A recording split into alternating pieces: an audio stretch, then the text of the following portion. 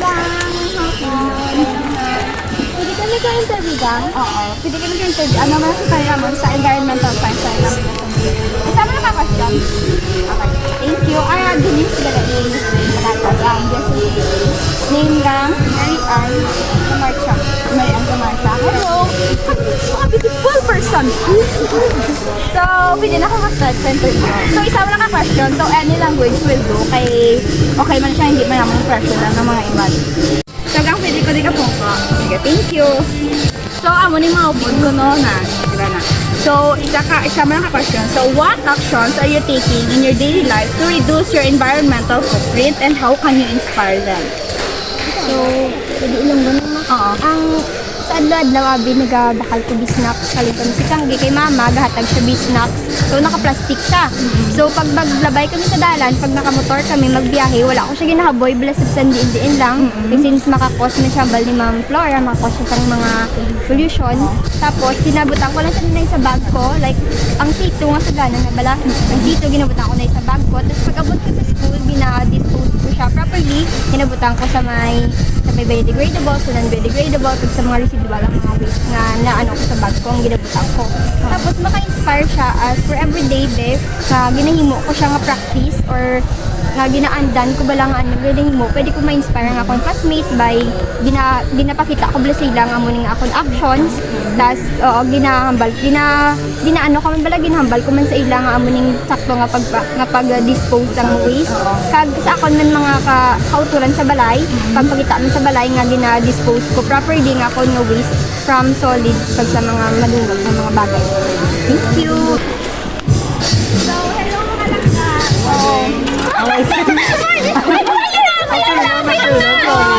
So, si Lani nga ito niya interviewon. So, today, no? So, ikaw sila mabalagay, ikaw lang mo. Ako lang. Kasi, before that, makilala kami, Anay. So, I'm Denise Day Paragas, BSA3A. Pag nakakanda kami tayo sa interview, it's Israel.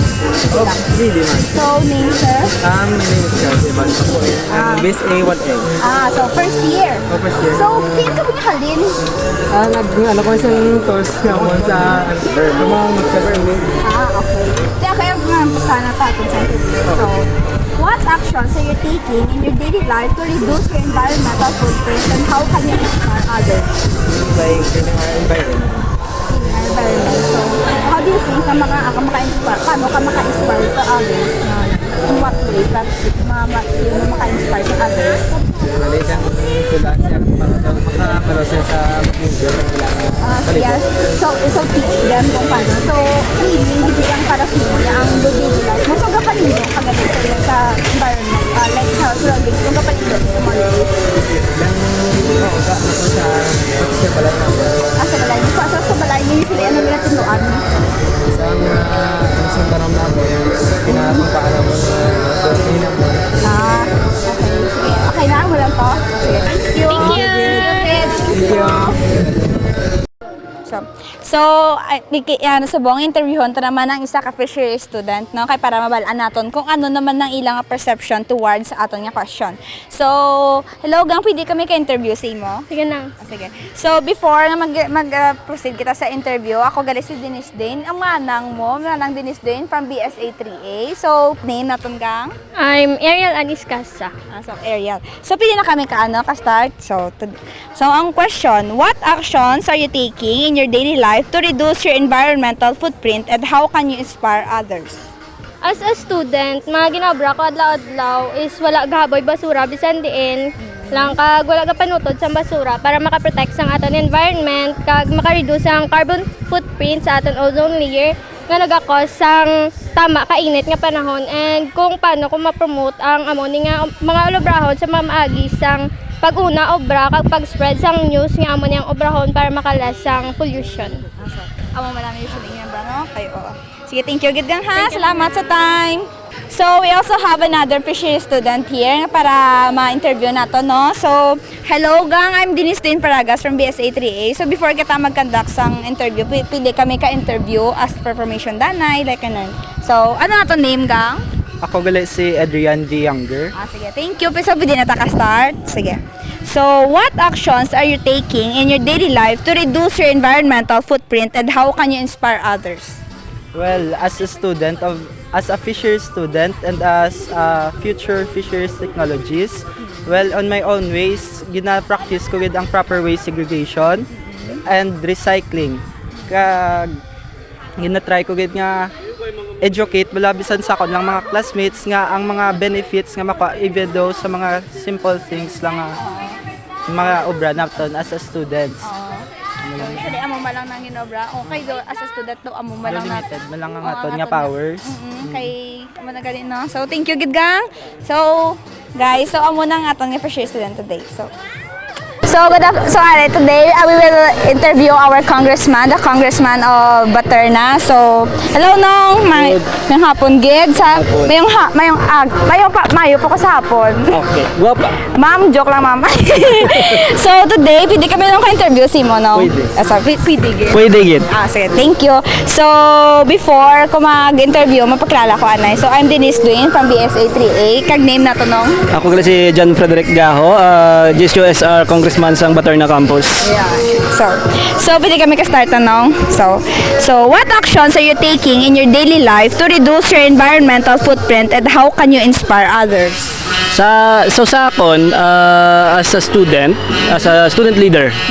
So subong upod kami ni Ma'am Flora sa Save Me program nga dapat ang student especially diri sa Baterna kinahanglan magdala sang tumblers para ma-reduce naton ang paggamit sang sa mga plastic bottles, tapos kinahanglan naton nga magdala sang mga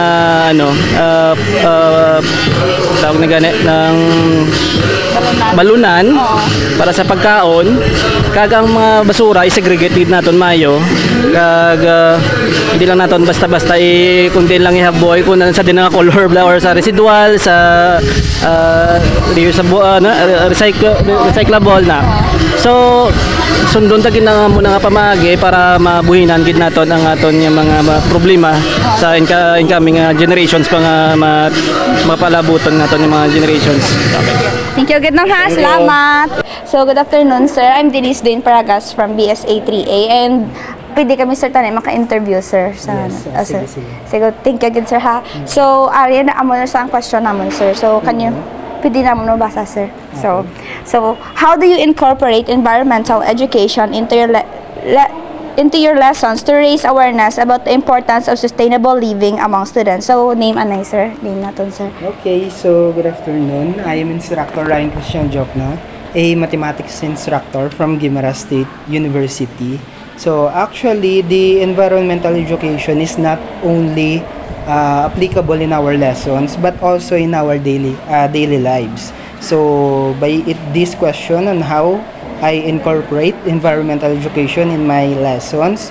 So actually, I am always promoting cleanliness before, during, and after my class. So in terms of some knowledge about environmental education, I cannot give some specific of that because I am a math instructor, but then I am what do you call this one? I am pursuing to give good moral character to our students, to protect our environment, to clean our rooms, okay, just what like I said before, during, and after class. So I think I already incorporated environmental education in my lessons in that way. Thank you. Thank you, sir. Okay. Thank you, good sir. So, si Ari, may interview ko naman tangay sa ka-teacher, no? So, good afternoon, ma'am. I'm Denise Duin Paragas from BSA 3A. So, pwede ka naman ma-interview, ma'am, sa environmental science naman nga subject. Sure. Sige, name natin, ma'am. Good afternoon. Ako si Ma'am Ruth Saber. So, pwede na kami start interview, ma'am. Sige. So, how do you incorporate environmental education into your lessons to raise awareness about the importance of sustainable living among students? Okay, good afternoon again.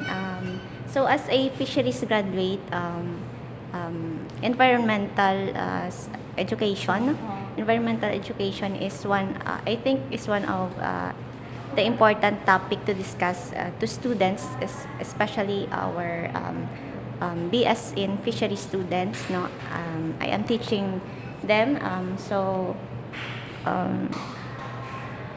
I incorporate this topic in my discussions by first asking my students what are the current issues that the fishery sector is facing nowadays. For example, of those issues are overfishing, the growth overfishing, or these smaller fishes are being caught by these fishermen and sold. And so, in order for them to be proper, to have proper insights, ano na kanina? Okay lang siya kung hiligay na. Ikat lang pala. Okay lang kung hiligay na. Okay, ikat mo. So, proper insights. So, in order to give them proper insights on how to have a sustainable living, they must be first aware of the alternative means, such as those size restrictions of the nets, no? Sa pagkuha sang isda, dapat may size limits ang nets naton, and then they should adapt for traditional fishing. Traditional fishing, ang examples na ang spear fishing or ang paggamit sang pana sa pagpangisda. No. Then, fishermen should not catch those magagmay pang isda naton nga need pa magdako, no? So, if ever nga ma-catch sang fisherman ang gagmay nga isda, dapat nila ibalik ni sa dagat, no, nga buhi pa para makadalag ko pang isda, madamo pang iya nga ma-reproduce kung makabata pa sila, no. Then also we should not allow this destructive fishing activities. Ang examples na ang paggamit nila sa mga troll. Kay ang troll, very destructive gears. Hindi siya mo kay ginadrag niya ang whatsoever nga organisms, including dara ang aton nga seagrasses sa aton nga marine waters. So, this also another destructive is the use of explosive, pag nagagamit sang dinamita, no? May ara pagid na nga mga electric fishing na hindi man na siya allowed, no? So we should not allow this to happen sa aton nga nga marine resources, para ma-avoid naton ang habitat destruction. Kay once na ang habitat sa aton nga aquatic organisms is distracted or disrupted na, so din pa sila ma-star, no? Din pa sila mangitlog. So wala na sila sang so allowing the habitat to replenish or to sustain its beauty, we should take actions, no, bilang responsible citizens naton. So for us to have sustainable stocks naman, no, and also ang aton nga future generations or mangin ang inyong mga bata sa inyong mga bata sa ulihi, may man sila, may abtan or may makuha pa sila nga mga resources, aquatic organisms, no, sa aton nga dagat. And this to end, no, hindi lang man kita ang naga-benefit, no, nga tawo sa sa aton nga marine resources. So ang mga mga aquatic organisms man, no, so we should protect them, and by means of sustainable way nga pagkuha sa ila, no, that's it. Thank you. Thank you, good ma'am. So, hello guys. So, aton nga interviewon sa aton nga duwa ka staff is ang aton sila ning duwa nga utility diri sa Baterna. So, the good thing is may specific gid sila nga ginaobra diri sa Baterna, no. So, ari ang aton nga electrician. Kagwapuhon aton nga electrician diri sa Baterna. And ang aton nga tubero ang managtubig naton diri sa Baterna. So, subong interviewon sila naton kung paano gid Manila gina-manage ang eskwelahan with sang proper kag paano nila nasigurado nga tsakto ang paggamit ng tubig diri sa eskwelahan. So today ari si Manong naton. So I'm Denise, sir, from third year student. So ano ngalan naton, sir? Alex. So Lati. siya kuno si Alex. So Manong Alex, paano nyo ang question namon is pili na kami ka question, no? So, ang question namon is paano nyo nasigurado nga tsakto ang paggamit sang tubig kag sang kuryente diri sa Baterna para mahagan-hagan ang usik lamang hindi bla mauyangan ang taton nga tubig diri sa Baterna. Una-una yung gripo. Tanaw nyo ang gripo kung may mga leak, kag tubo, kag mga koneksyon. Kaya kung may ara nga tulo, siyempre gasto sa tubig. Mausik ka ng tubig. Tama na. So usually amo man nang ginobra nyo like do ginas-check lang ang mga tubo. Sa iba niya wala man. Wala naman. Ah, Importante linya. Tanaw nyo ng linya kung may mga gatulo. Siyempre, hindi tayo makatipid na kung gatulo. Gasto sa Mula na. so, thank you. Makontrol ya. Oo. Sige. Sige, thank you again sir ha. Salamat. So today ang sa interviewon naman naton si Manong, name sir. Kay Jojo Tanalyon. Jojo Tanalion. So ma-interview. Sir, pwede kami ka-interview sir. Pwede gid. So I'm Denise Duin Paragas from BSA 3A. So pwede na ta ka-start interview sir. Pwede na. Okay, sige. So, ang pamangkot naman sir is paano nyo nasigurado nga tsakto ang paggamit sang sang aton nga kuryente diri sa Baterna para mahagan-hagan ang ang usik nga hindi bala mausikan ng aton nga kuryente diri. Kung ganang aton nga kuryente kang mga electric fan kung na ginagamit unuso na sa saksakan para ka minus to sa Gasto sa kuryente. gasto sa Sa kuryente. sinyo sa utility paano no gina-manage nga para hindi bala mag-usik ang kuryente. Ang kuryente gamiton na sa insakto hindi na sa Tapos ang kada room gina-check nyo man ang kada room ka. ginalagawan ko muna kung kisang nabili ko na sa guard nga kung ang andar pa ipat yun lang kay para makakinot sa kuryente. Sa kuryente. Amo wala man kang may gina-check like may open circuit, mga guba. Kung may mga trouble na check na naman na isa-isa ng linya kay kung kisa sa mga kahoy ni vlog ka spark na ang kuryente kung may length mo na sa kadugang mo na sa sa kuryente mo. Sama lang sir. So thank you again sir. Thank you sa interview. Salamat. So aring mga photo sir. Photo for you. Sir, good afternoon. Ako gali si Jo Rose Polo, sir. Pwede ko pa-ask mo sa question, sir, para sa aman nga environmental science na subject. Ang question, sir, is how do you ensure that the resources like water, electricity you manage are used effectively to minimize waste and environmental impact? So for me, how to ensure, diba? So, mahatag ko example in case gamit kita sa mga electricity like aton TV. So kung kisa aday wa ay matagalan ang sa TV, pili tagili minimize ang aton paggamit. Tapos ang mga iba niya mga devices such as cellphone or other electrical appliances ilag out para ma-convert kita sa electricity tapos ma-binan ka ang usage. So that maka-help kita hindi lang sa aton self kundi sa aton nga community. Tapos in addition, pili mo kita ka-practice such as other practices para makabulig sa aton nga environment sa aton nga electricity. That's all. Thank you. Thank you, sir. Ay, kasi video na.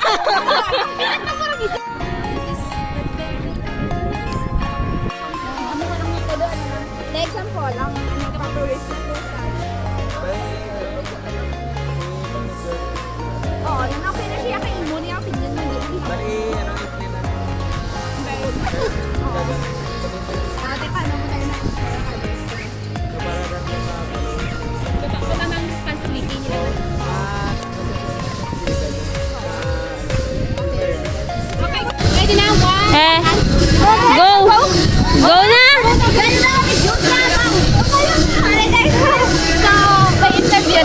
lang naman to dayari mga abot. One.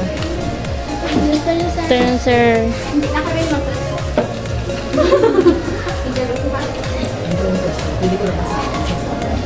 Sige, sir.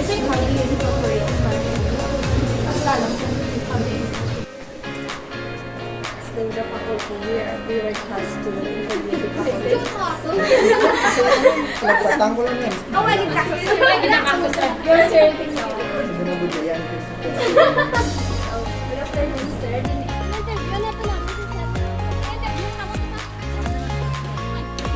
Wala na ako sa klase no? Oo, no, may hindi pa na.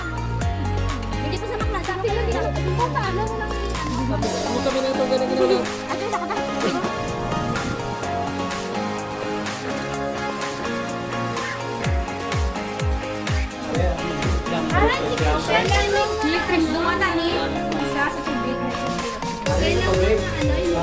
Oh my God, okay lang na English. Okay, gid English yung bal mo. Ilang ilunggo, bal ko. Okay, gid English no. Kaya lang na, hindi man dapat bigla pa. 30 seconds. 10 seconds.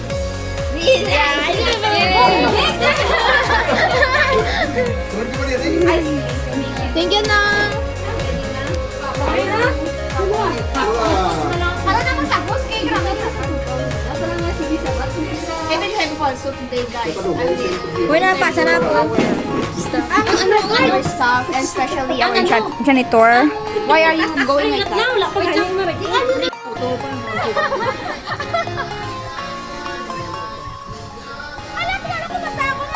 Ay, gana na pala pagitala. Daya. Okay pa? Okay na? Okay na. Wapa ka na. Daddy. Hindi na go. And kailangan ko rin sa Arabic.